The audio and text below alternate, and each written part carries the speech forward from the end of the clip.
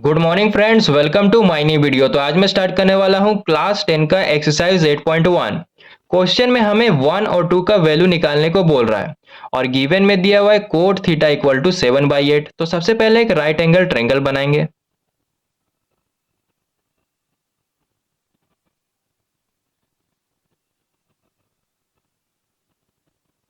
देखो इस पॉइंट में 90 डिग्री का एंगल बनता है, तो यहाँ पे बना देंगे 90 डिग्री का एंगल।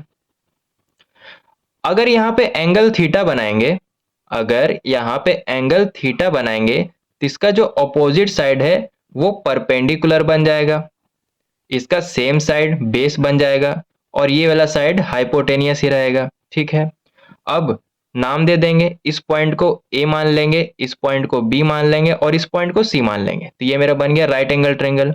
अब जो क्वेश्चन में गिवन दिया हुआ है इसे यहाँ पर लिखेंगे। Cot theta equal to 7/8। Cot theta का फॉर्मूला हो जाएगा बेस बाई परपेंडिकुलर, तो इक्वल टू में लिखेंगे बेस बाई परपेंडिकुलर, यानी बेस का वैल्यू दिया हुआ है 7 तो यहाँ पर लिखेंगे 7, परपेंडिकुलर का वैल्यू दिया हुआ है 8 तो यहाँ पर भी लिखेंगे 8। लेकिन हाइपोटेनियस का वैल्यू अभी नहीं मालूम।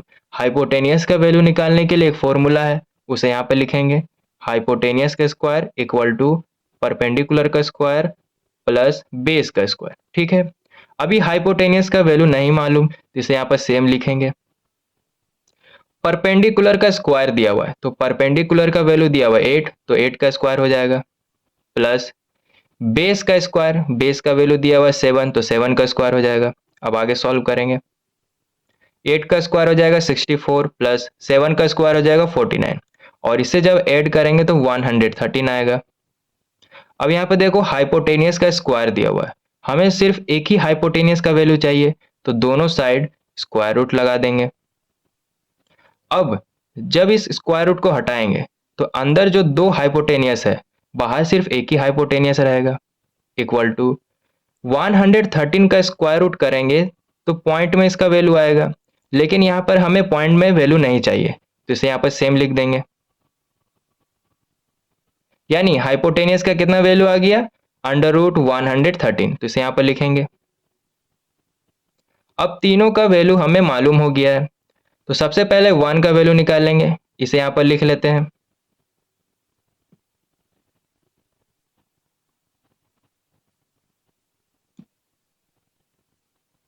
One plus sine theta 1 minus sine theta by 1 plus cos theta 1 minus cos theta.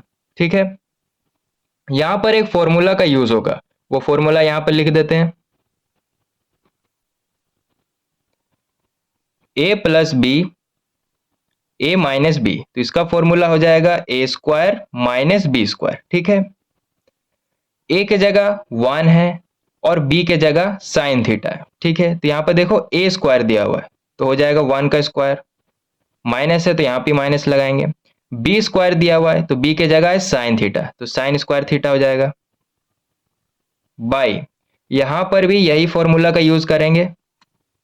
ए के जगह है 1 और बी के जगह है कोस थीटा, तो यहाँ पे ए स्क्वायर दिया हुआ है तो 1 का स्क्वायर हो जाएगा, माइनस है तो यहाँ भी माइनस देंगे।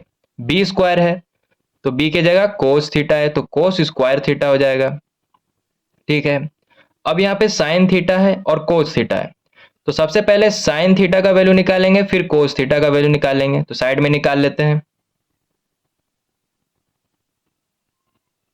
साइन थीटा का फॉर्मूला हो जाएगा परपेंडिकुलर बाई हाइपोटेनियस और परपेंडिकुलर का कितना वैल्यू दिया हुआ है 8 तो इक्वल टू में 8 लिखेंगे बाई हाइपोटेनियस का वैल्यू दिया हुआ है √113 तो यहाँ पे लिखेंगे √113, तो साइन थीटा का वैल्यू आ गया है। उसी तरह कोस थीटा का वैल्यू निकालेंगे। कोस थीटा का फॉर्मूला हो जाएगा बेस बाई हाइपोटेनियस, बेस का वैल्यू दिया हुआ है 7 तो इक्वल टू में 7 लिखेंगे बाई हाइपोटेनियस का वैल्यू दिया हुआ है √113, तो कोस थीटा का भी वैल्यू आ गया है और यही वैल्यू यहाँ पे पुट करेंगे तो 1 का स्क्वायर 1 हो जाएगा माइनस यहाँ पे देखो साइन थीटा, तो साइन थीटा का वैल्यू दिया हुआ है 8/√113 और यहाँ पे स्क्वायर लगा हुआ है तो यहाँ भी स्क्वायर लगा देंगे बाई 1 का स्क्वायर 1 हो जाएगा, माइनस कोस थीटा का वैल्यू है 7 बाई अंडर रूट 113, और यहाँ भी स्क्वायर लगा हुआ है तो यहाँ भी लगा देंगे स्क्वायर।